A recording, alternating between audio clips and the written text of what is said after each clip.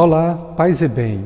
Outra vez nos reunimos, que bom nos encontrarmos para refletirmos a palavra de Deus deste 21º domingo do tempo comum. Vamos lá, nesse encontro de fé, nessa caminhada de amor rumo ao céu.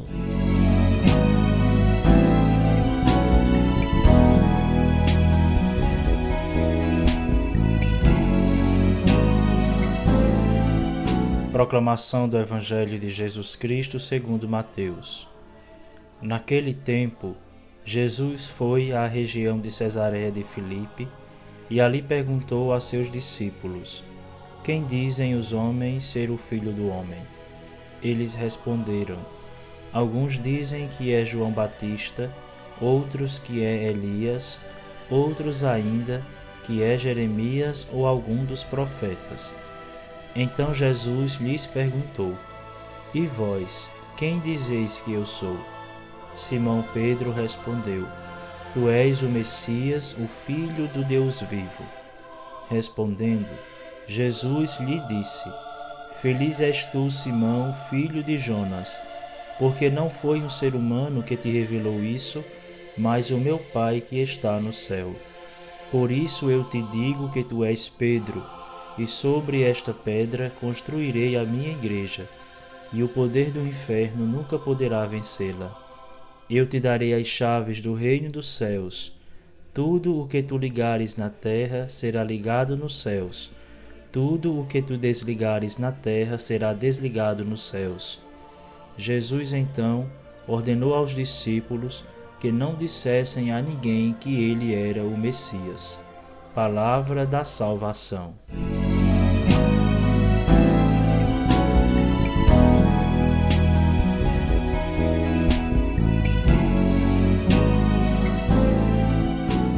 Pois bem, então neste 21º domingo do tempo comum, o texto evangélico é aquele mesmo que recentemente nós ouvimos e meditamos na festa de São Pedro e São Paulo no último domingo do mês de junho. É a famosa pesquisa de opinião pública, quando Nosso Senhor pergunta aos apóstolos: O que dizem os homens ser o Filho do Homem? De fato, todos nós temos uma opinião. Toda pessoa acha alguma coisa sobre Deus, quem é Deus. E essas opiniões, ou esses achismos, quase sempre são apresentados de acordo com as suas experiências pessoais. Experiências, às vezes, até do ponto de vista racional. Eu ouvi dizer, alguém me falou que era dessa maneira, que ele é dessa forma. Todavia, se nós sintonizarmos agora qualquer outro canal de televisão que não este, alguém vai estar falando de Deus, emitindo a sua opinião. Mas vejam como é necessário passar da opinião para a fé. Jesus pede essa conversão e esse passo, quando ele mesmo diz aos discípulos: Mas e agora? E vocês? O que cada um diz? O que é ou quem é o Filho do Homem na sua vida? Não depende apenas de uma experiência pessoal, depende sobretudo de uma experiência de fé, a experiência da Igreja. Notem que no texto evangélico, Jesus obtinha algumas respostas comunitárias. Uns dizem que é Elias, outros dizem ainda que é algum dos profetas. Quando Jesus pede a mudança, ele faz uma pergunta e ouve exatamente de Pedro: Senhor, eu creio que tu és o Filho do Deus vivo. Essa resposta de Pedro é, na verdade, uma profissão de fé. Não é simplesmente uma resposta, é uma profissão de fé de um homem escolhido, chamado por Deus, mas que também recebe o encargo, a missão de agora conduzir não apenas o colégio apostólico, os outros discípulos, mas ele recebe também a missão de conduzir a própria igreja. a comunidade dos fiéis. Esse é o motivo pelo qual a nossa fé não é apenas fruto de uma experiência pessoal. A nossa fé é a fé da Igreja, é a fé dos apóstolos, é a fé alicerçada ao longo dos séculos na experiência daqueles que conheceram, viveram ao lado do Cristo e se deixaram conduzir por Ele. Outro passo importante é que após esta profissão de fé, Jesus se dirige a Pedro mudando o seu nome, mudando a sua vida.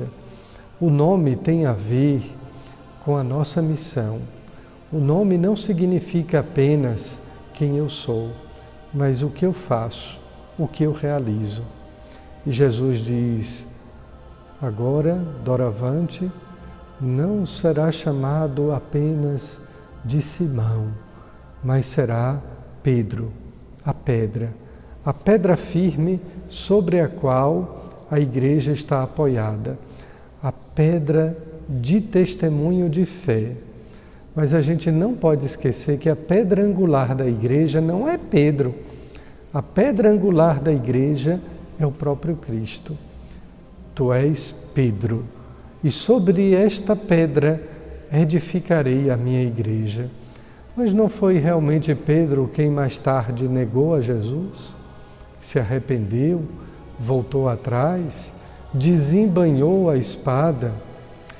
É que a Igreja, como sendo o corpo místico de Cristo, ela é inabalável. E se a Igreja não fosse o corpo místico de Cristo, não estaria presente na história da humanidade há 2000 anos, 2 milênios. E quanto mais a Igreja é perseguida, notem esse detalhe, quanto mais a Igreja é perseguida, mais fortalecida ela se torna. Pedro foi morto, foi crucificado de cabeça para baixo. Quantos mártires, quantas pessoas entregaram a sua vida por Cristo, pela Igreja e em sua Igreja.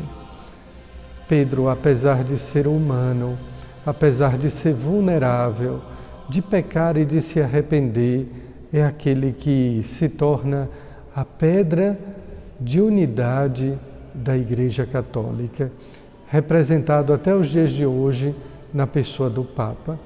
É assim, queridos irmãos, Jesus chama pessoas humanas, incoerentes, inconsistentes, porque a pedra angular é Ele. Se Ele quisesse uma igreja sem pecados, totalmente imaculada, Ele teria escolhido anjos. E, no entanto, escolhe pessoas humanas, com as suas limitações e fraquezas, para conduzir a sua igreja, porque, na verdade, quem governa e quem conduz a igreja é sempre o Cristo. Deixemos as opiniões de lado. Todo mundo as tem. Todo mundo possui uma opinião. E manifestemos a nossa fé, a nossa adesão, o nosso compromisso de fé com Cristo e em sua igreja. Fique agora com aquele papo de cruz da nossa amiga Lunara Aires.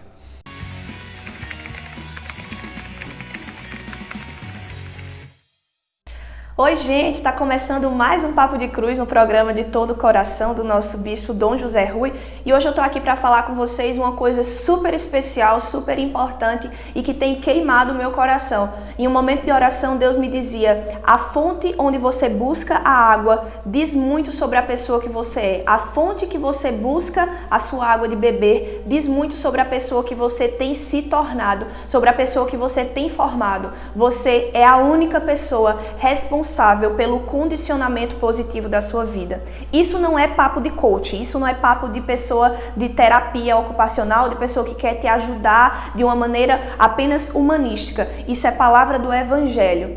A gente vai partilhar hoje uma palavra que está no Evangelho de João, no capítulo 4. É uma palavra a qual eu sou apaixonada e eu já tive a oportunidade de partilhar outras vezes com vocês sobre ela, sobre a samaritana, sobre a mulher do poço que se encontrou com Jesus. Para quem não sabe, eu vou recapitular recapitular. A samaritana, ela era uma mulher que estava indo ao poço por volta de meio-dia, como a palavra diz, e Jesus estava ali naquele poço, sozinho, enquanto os discípulos estavam indo à cidade comprar alimento.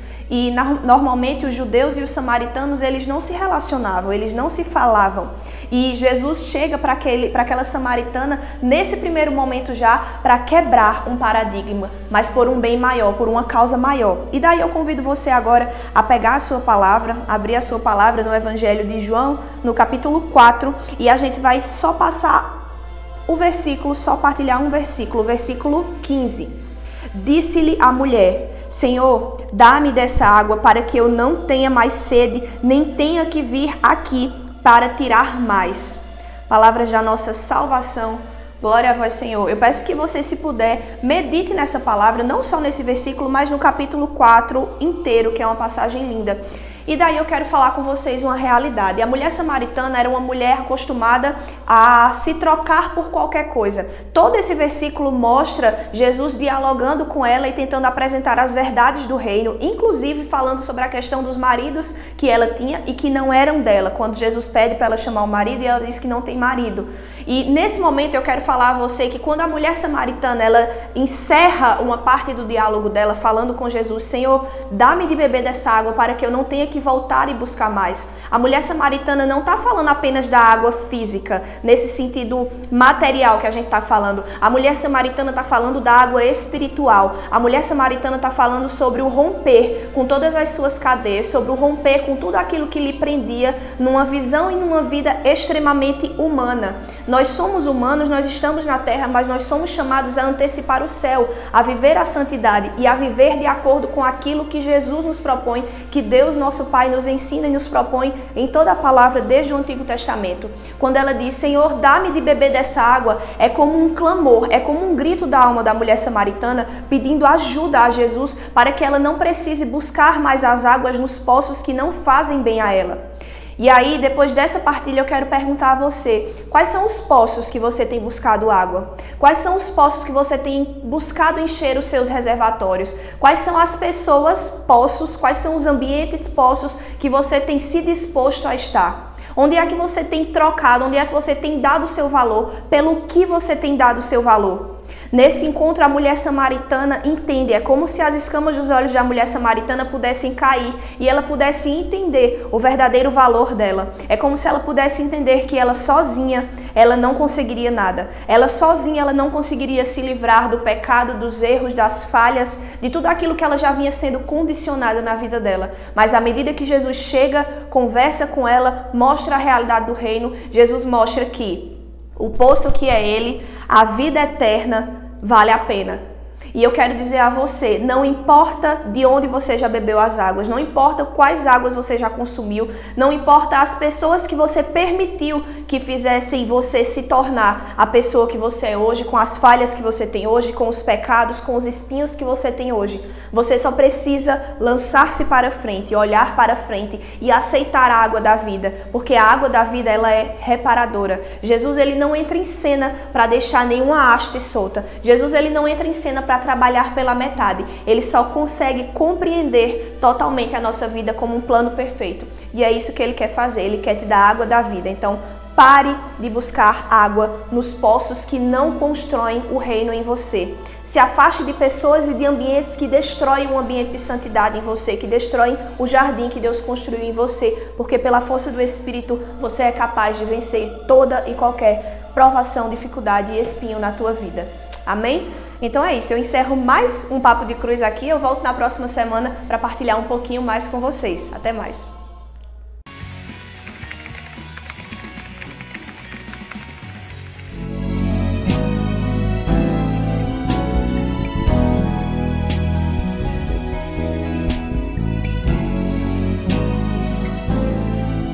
Concluindo mais um programa, vivendo mais um final de semana, mas sobretudo desejando viver, experimentar a Palavra de Deus, a fim de que ela seja luz para iluminar o nosso caminho, para nos conduzir na estrada certa. Queremos também pedir as bênçãos de Deus, a fim de que esta bênção nos sustente nos fortaleça na fé, no amor e na esperança. Que esta bênção, que a graça de Deus, melhor dizendo, nos sustente, nos fortaleça em nossa vida. Por intercessão de Nossa Senhora das Dores, desça sobre todos vós, as suas famílias, as vossas vidas, a bênção amorosa e protetora de nosso Deus, Pai, Filho e Espírito Santo. Amém. Bom final de semana para todos. Até a próxima, se Deus quiser, e certamente Ele haverá de querer.